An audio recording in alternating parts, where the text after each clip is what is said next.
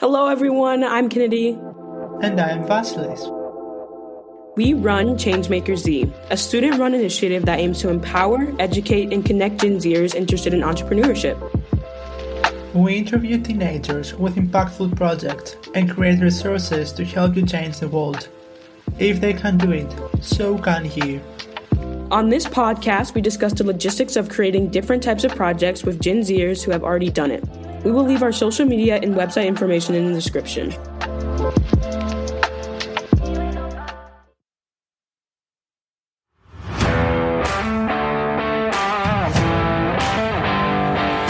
Guys, I want to share something really interesting. Have you ever heard the term credit score? A credit score is a number based on the statistical analysis of a person's credit files. That in theory represents the credit worthiness of that person. There are different methods of calculating credit scores. The most widely used type of credit score is the FICO scores. Did you know that there are 28 different FICO scores? Imagine that. If you are wanting to buy a car, you might check your credit score on a free app. You walk into a dealership thinking, you got a pretty good score, feeling confident, so the dealership pulls your credit and it's drastically different than your free score. The solution? Extra Credit by Credit.com, the sponsor of this episode. With Extra Credit, you can access the 28 different FICO scores so you can see what the lenders see. What if you want to build a credit history in order to recall later? Well, Extra Credit can help you with that by reporting your rent and utilities to the credit bureaus. In addition to that, Extra Credit offers features to guard your identity, $1 million ID insurance, dark web scan, and data breach alerts, as well as cash rewards for personalized offers. To sign up for Extra Credit, go to credit.com/GenZers and get started there. To sweeten the deal, you can even get the first 7 days absolutely free. It is just $24.99 plus tax a month after the free trial, and you can cancel anytime. So, go check out Extra Credit today and start working on your credit goals.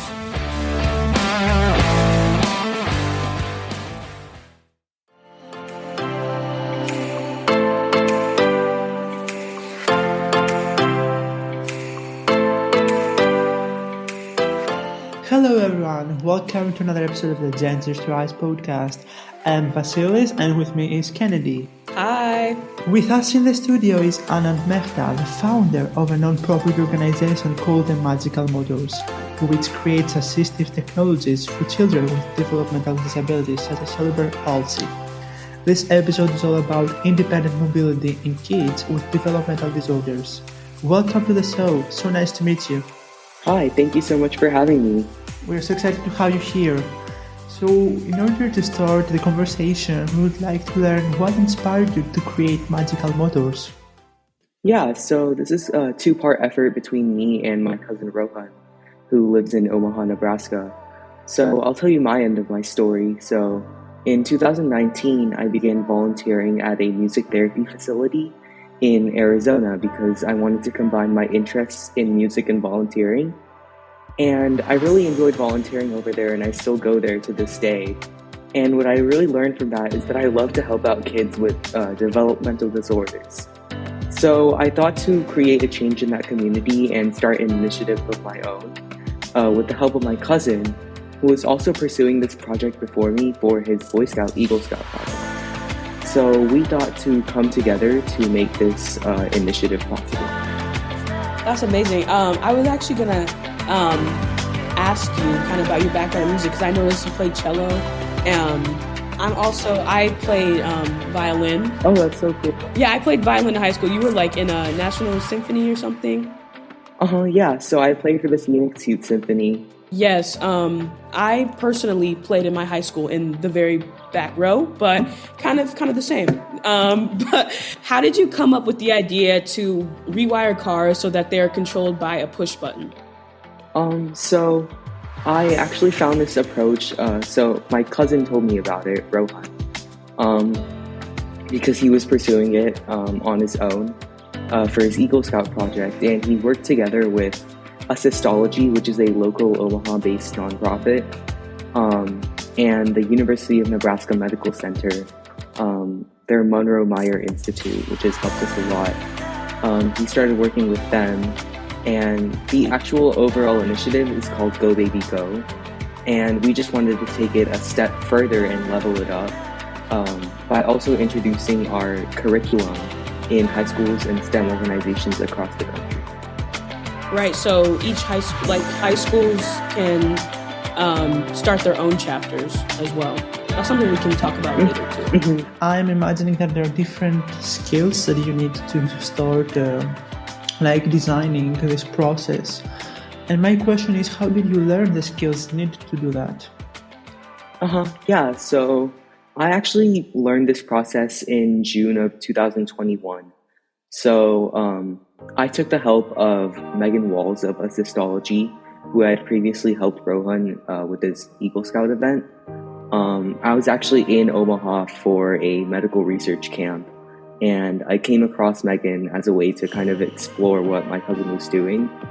And I really fell in love with it. And for me personally, I almost had no engineering experience from before. My extent was probably building a Lego set with a manual. So there really isn't that much expertise needed, which is why we want to implement it in high schools across the country, because we know that it will be feasible for them to learn it and also further their leadership and volunteering skills. That's good to know, because when you talk about rewiring cars and all this stuff, it kind of sounds like it'd be really difficult, but it's nice to know that it's not. It's a pretty simple process that can be implemented. So I know that your process, like pediatric, you kind of on your website, it kind of some facts talking about how pediatric power wheelchairs cost upwards of $25,000 and take years to make, which is pretty unaffordable. What's the difference? How much would, say, one of your cars make? One of your kitty cars? Yeah. So our cars, they usually cost around $350, which, when compared to $25,000, seems like very little. And it takes roughly 3 or 4 hours to make. And so that's why we try to target the high school population again, because it's a fairly affordable project too, that can make a difference in the community, like a tangible difference in the community. And that's one of our missions, is to allow each child to gain the access to mobility and independent mobility. Yeah, okay. So, and guys, we don't mean like cars. We mean like, these are obviously for children. So it's like those toy cars, like Barbie cars, cars like that. So they're not like very high-tech vehicles, but I remember having those when I was young. I felt like I could ride down to the grocery store on those, but how can we help create a more equitable world for people who have disabilities? Yeah. So I think, in my opinion, I think we can create a more equitable world by creating technologies that will allow them to have the things that we take for granted often. What always inspires me is to think about two questions. What if I didn't have the ability to move on my own? And how would my life be affected?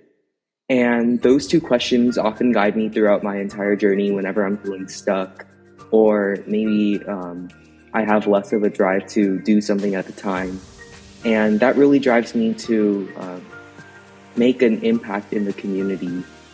So I think by creating assistive technologies, which is what we're doing right now, we're making a more equitable and inclusive community where every child has the right to mobility. I like that. And I love that you're focusing on children, even like under the age of 2, or like children in general, because a lot of the time the focus isn't on like giving like children independence, I feel like. Right. Would you like to tell us more about the curriculum you are designing and what are your plans when it comes to distributing it? Yeah, of course. So we began curating our curriculum around October and November of last year. And we started that by building a manual. One of the reasons we started Magical Motors actually is to create an organized system through which anyone can access all the materials needed to build a car successfully and even host their own build event. So what we've started to include is manuals containing like images and videos cost and supply sheets, which list out successful vehicle builds and how much materials costed, and yeah, just like the overall how much everything was. We also include support at any time. So in case anyone needs help with building a car, we'll be able to reach out to them for almost anything if they need any help. Other than that, I think we're adding more and more as we go on, and we've also started the process of implementing it in a lot of organizations nationwide. So we started that around the beginning of this year, and so far we've gotten to STEM organizations such as the Arizona SciTech Institute, therapy clinics such as Excel and Southwest Human Development. We've also gotten to a few medical centers. So as I said before, we've worked with the University of Nebraska Medical Center, and we're currently finding collaborations with other medical centers too. And we've reached out to 4 high schools across the country in California, Wisconsin, Nebraska, and Arizona. And we look forward to adding more chapters. Okay, so now that we're on the chapter thing, if, say, we wanted to start a chapter, do we reach out to you, or how does that process work? Go to your website? Yeah, so on the website, there's like an application form. It's very short. It should probably take around 15 or 20 minutes. And yeah, based on that, it's like a small application. Like, it won't take too much time. And based on that, we'll see if you're a good fit for us to create a chapter, which most likely you will be since you're taking the initiative to do so. And from there on, we'll give you all the materials that are necessary to start building your own successful chapter. All right, guys. Well, you heard it. If you're interested in starting your own chapter, go to magicalmotors.org, and we'll also have that in the description. It's just amazing how many collaborations you have already accomplished with the Magical Motors. And my question is that, like, you have transformed Magical Motors to a non-profit, and this non-profit has been registered as a 501c3. So what is the process of becoming one of non-profit organization, and what are the advantages of selecting this type of non-profit? Yeah, so we actually, one of our goals was to actually create a registered organization. And with that comes a slightly lengthy process. We had to work with the IRS, like filling out documents, which took a few weeks, honestly. But the process is kind of lengthy, but it's very rewarding because it allows you to establish a sense of credibility in your community that that you're responsible and organized enough to handle such a duty. And honestly, in my opinion, it's an honor to be a 501c3 organization, because I know that not very many teenagers have the ability to do so. And so for that, I feel very thankful that I was given this opportunity to create an organization like this. Yeah, it's amazing what you guys are doing and how you're helping out your community. What advice do you have for other students who want to start their own initiatives like this? Yeah, so I have a few pieces of advice. So first of all, feel free to explore your interests at any time. So I still continue playing music to this day, and so that's one of my key interests, and I'm still doing that. So if you have a passion, make sure you go for it at any time of your life. It doesn't even matter.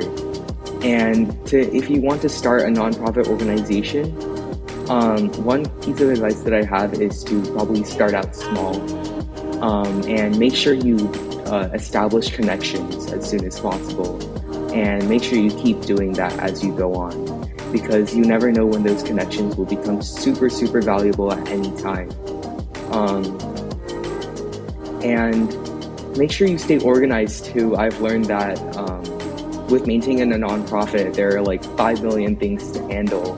And so if you stay organized, you'll have an established system where you can find anything at any time. And then for starting out small, make sure you don't have too many, make sure you start out small, make sure you don't have too many big aspirations at the very beginning. It's okay to dream big, but you need to have a systematic plan of how to get there. And so for instance, with Magical Motors, we started out by spreading our organization in Facebook groups, in local Facebook groups, like the Cerebral Palsy Group of Arizona. And through that, we got to know our first few clients or recipients. And from there on out, we just started making connections with other therapy clinics, which gave us connections to STEM organizations, which just keeps on building and building. It's like a boulder. Thank you so much for your advices. We have to keep that by having a plan and following your dreams, you can really achieve whatever you want. And when you have real people and the perfect tools to work with, you can really achieve your goals. This is one of my favorite questions, which is a little bit more personal. What other passions and hobbies do you have outside Magical Motors? How do you find a way to balance everything on your plate? Yeah, so like I said before, I'm really passionate about music. I've been playing the cello for about 7 years, and I've explored that through playing in my school orchestra as well as the Phoenix Youth Symphony. And I also sing Indian and classical music, so I've been doing that for the past 12 and a half years. And I'm actually just about to get the equivalent of a bachelor's degree in Indian classical music later this November. And so I guess I honestly can't live without listening to music while I do anything. So that's how I integrate my passion for music. And other than that, I aspire to be a physician in the future. So medical research is one of my key hobbies, and I've explored that through performing research at Arizona State University and the University of Arizona College of Medicine. And I'm really thankful that I've been given these opportunities. And honestly, one of my big things is to integrate all three of these things, which is why I started Magical Motors as a way to integrate volunteering and kind of like the biomedical or biotechnology field. So I'm actually doing, at the University of Arizona College of Medicine, I'm integrating my interests between music and research. And yeah, I feel that it's really fun to be able to explore like these niche sections of both of my hobbies together. That's amazing that you were able to, combine your hobbies and passions into one thing, which is, I feel like it can be really hard. So what does Magical Motors' future look like? Are you planning to continue it in college, or do you have any plans for right now? Oh, you're only 16, so. Yeah, so right now I'm still in high school. I'm going to be a junior this year. So the sky's the limit for Magical Motors right now. We're still exploring a lot of our interests in how we can collaborate with other organizations to spread our mission. And I honestly plan to continue it in college, and I don't even know when I'll stop. So I'm super passionate about stuff like this. So I honestly think it'll keep on going for the rest of my life, honestly. Yeah. Well, that's amazing. I know you guys have great things in store for you in the future, and I'm so excited to see where Magical Motors grows. And I hope more people start initiatives in their own high schools, because this is something that's actually making a difference. And even maybe at some point you can even implement. I don't see why you couldn't implement this in college. There's a bunch of different clubs and stuff as well in college too. So maybe we could expand to that. Sorry, I forgot to talk about that a bit. So I've actually recently found a group at Arizona State University that's willing to adapt cars. And regarding our future plans, actually, we're going to host our first independent build event on August 20th here in Phoenix, Arizona. If any of the viewers live in Phoenix or are interested in attending our build event, feel free to volunteer at it. Yeah, that'd be amazing. So you can be there and see what it's like. All right, guys, we're all flying to Phoenix. Thank you for joining us for another episode of Gen Zers to Rise podcast. If you want to keep up with Aanand and Magical Motors, we will have all his information in the description. Don't forget to follow us at Gen Zers to Rise on Instagram. Till next time, don't forget to change the world. Bye.